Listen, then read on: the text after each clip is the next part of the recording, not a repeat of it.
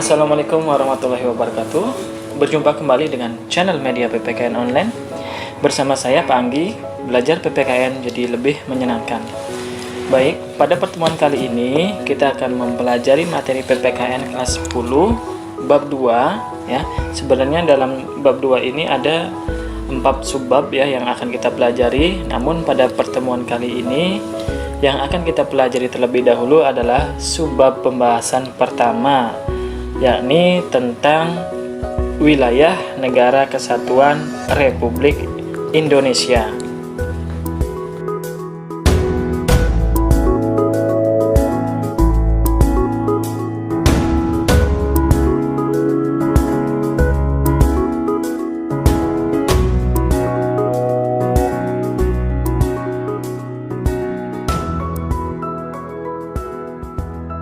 Materi dalam tayangan video ini telah disesuaikan dengan kompetensi dasar kondisi khusus di masa pandemi COVID-19 ini ya, dimana kompetensi dasarnya yang akan kita pelajari yakni di kompetensi dasar 3.2 dan 4.2.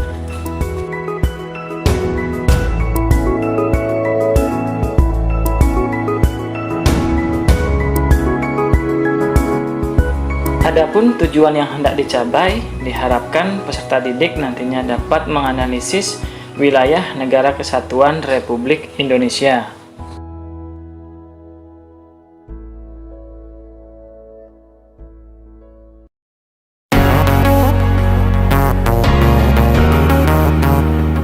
Negara Kesatuan Republik Indonesia adalah sebuah negara kepulauan yang berciri Nusantara dengan wilayah yang batas-batas dan hak-haknya ditetapkan dengan undang-undang. Nah, kalian tahu nggak sih ketentuan tersebut ada di dalam Undang-Undang Dasar Negara Republik Indonesia tahun 1945 pasal berapa?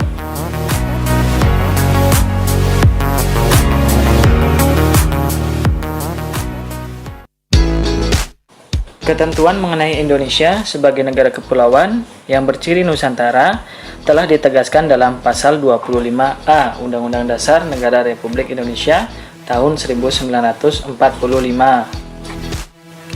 Adanya ketentuan tersebut dimaksudkan untuk mengukuhkan kedaulatan wilayah Negara Kesatuan Republik Indonesia. Hal ini penting dirumuskan agar ada penegasan secara konstitusional terkait dengan batas wilayah Indonesia di tengah potensi perubahan batas geografis sebuah negara akibat gerakan separatisme, sengketa perbatasan, dan lain sebagainya. Istilah Nusantara dalam ketentuan tersebut dipergunakan untuk menggambarkan kesatuan wilayah perairan dan gugusan pulau-pulau Indonesia yang terletak di antara Samudra Pasifik dan Hindia serta benua Asia dan Australia. Kesatuan wilayah tersebut juga mencakup kesatuan politik, hukum, sosial budaya, serta pertahanan dan keamanan. Dengan demikian, meskipun wilayah Indonesia terdiri dari ribuan pulau, tetapi semuanya terikat dalam satu kesatuan negara, yaitu Negara Kesatuan Republik Indonesia. Berkaitan dengan wilayah negara Indonesia, pada tanggal 13 Desember 1957, pemerintah Republik Indonesia mengeluarkan Deklarasi Juanda. Deklarasi itu menyatakan bahwa segala perairan di sekitar, di antara, dan yang menghubungkan pulau-pulau yang termasuk dalam daratan Republik Indonesia dengan tidak memandang luas atau lebarnya adalah bagian yang wajar dari wilayah daratan negara Republik Indonesia dan dengan demikian merupakan bagian daripada perairan pedalaman atau perairan nasional yang berada di bawah kedaulatan negara Republik Indonesia. Penentuan batas laut 12 mil yang diukur dari garis-garis yang menghubungkan titik terluar pada pulau-pulau negara Republik Indonesia akan ditentukan dengan undang-undang. Nah, sebelumnya pengakuan masyarakat internasional mengenai batas laut teritorial hanya sepanjang 3 mil, terhitung dari garis pantai pasang surut terendah. Indonesia kemudian diakui sebagai negara kepulauan sejak diterbitkannya Undang-Undang Nomor 17 Tahun 1985. Berkat pandangan visioner dalam deklarasi Juanda tersebut, bangsa Indonesia akhirnya memiliki tambahan wilayah seluas 2 juta kilometer persegi, termasuk sumber daya alam yang dikandungnya. Sebagai negara kepulauan yang wilayah perairan lautannya lebih luas daripada wilayah daratan, maka peranan wilayah laut menjadi sangat penting bagi kehidupan bangsa dan negara.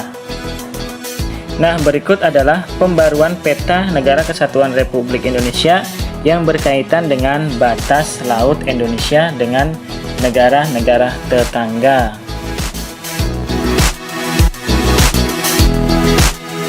Baik, sekarang kita masuk ke pembahasan terkait dengan materi wilayah negara.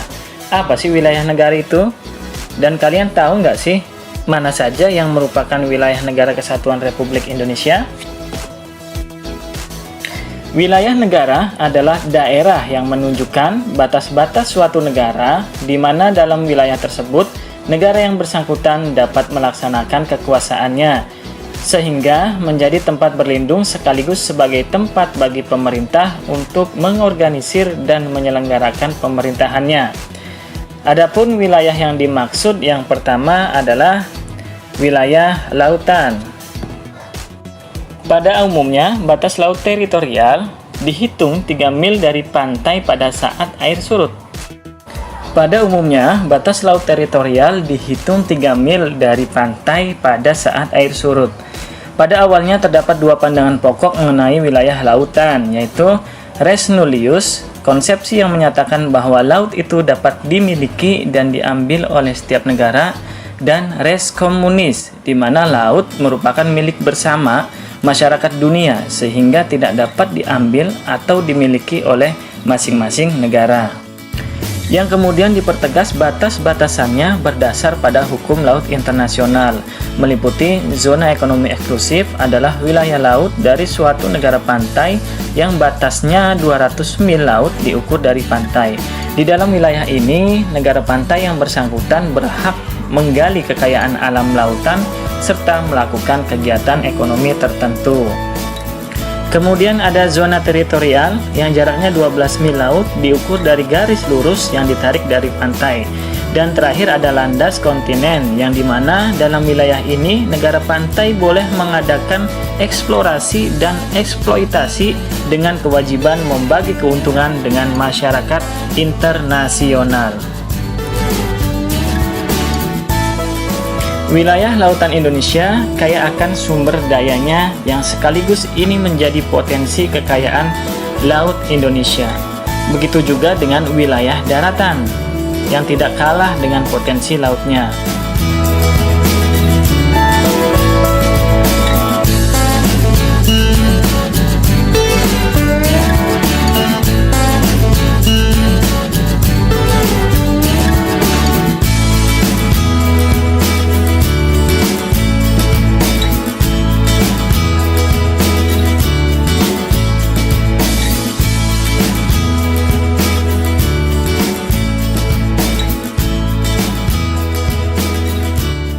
Dari wilayah daratan banyak sekali potensi yang dihasilkan seperti berupa sumber pangan, kemudian minyak bumi, bisa dari hutan, tambangnya, dan sebagainya.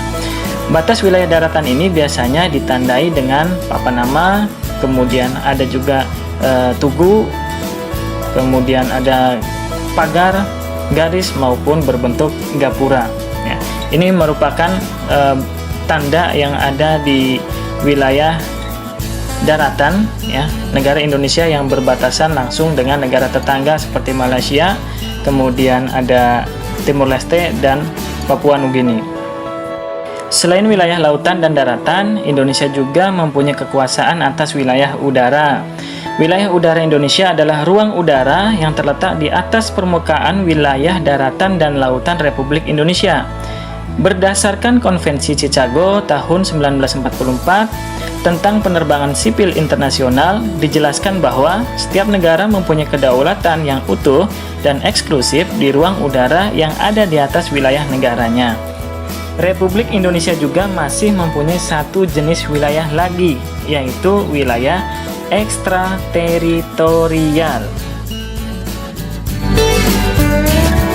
Baik, sekarang kita masuk ke batas wilayah negara Republik Indonesia. Wilayah negara Republik Indonesia terbentang dari Sabang sampai Merauke yang terdiri dari 34 provinsi, 294 kabupaten, dan 99 kota. Letak wilayah Indonesia berada di antara dua benua, yaitu benua Asia dan Australia, serta dua samudra, yaitu Samudra Hindia dan Samudra Pasifik. Posisi Indonesia ini sangat strategis, karena selain berada di tengah benua dan samudra, juga bersebelahan dengan beberapa negara tetangga, baik yang ada di bagian utara, timur, selatan, maupun bagian barat. Di atas wilayah Indonesia terhampar daratan yang luas dengan segenap potensi kekayaan alam seperti kekayaan dari hutan, area persawahan, dan lain sebagainya. Di wilayah lautan juga tidak kalah kayanya, di mana di dalam laut Indonesia ini terdapat banyak sekali biota-biota laut, ikan, terumbu karang, dan lain sebagainya. Begitu juga di perut bumi Indonesia yang menyimpan banyak kekayaan yang sangat melimpah berupa bahan tambang seperti minyak bumi, emas, gas bumi, besi, batu bara, tembaga, perak, dan sebagainya. Pemanfaatan kekayaan alam sebagaimana di atas telah dijamin dalam pasal 33 ayat 2 dan ayat 3 Undang-Undang Dasar Negara Republik Indonesia tahun 1945. Dalam ketentuan tersebut menyatakan bahwa seluruh kekayaan alam dikuasai oleh negara dan dipergunakan untuk kemakmuran rakyat Indonesia.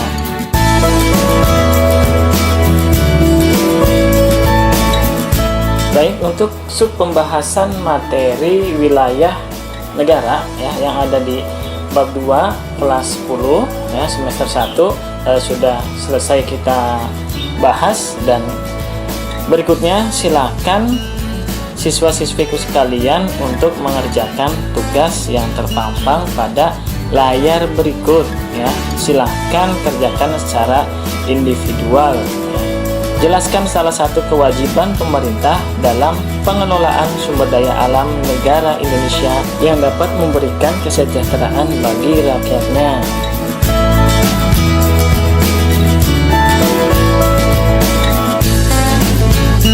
Baik, itu saja yang bisa Bapak sampaikan pada kesempatan kali ini. Sampai berjumpa dalam pembahasan materi pada subbab berikutnya. Terima kasih ya. Semoga tayangan video pembelajaran ini dapat bermanfaat dan membantu proses pembelajaran dari rumah.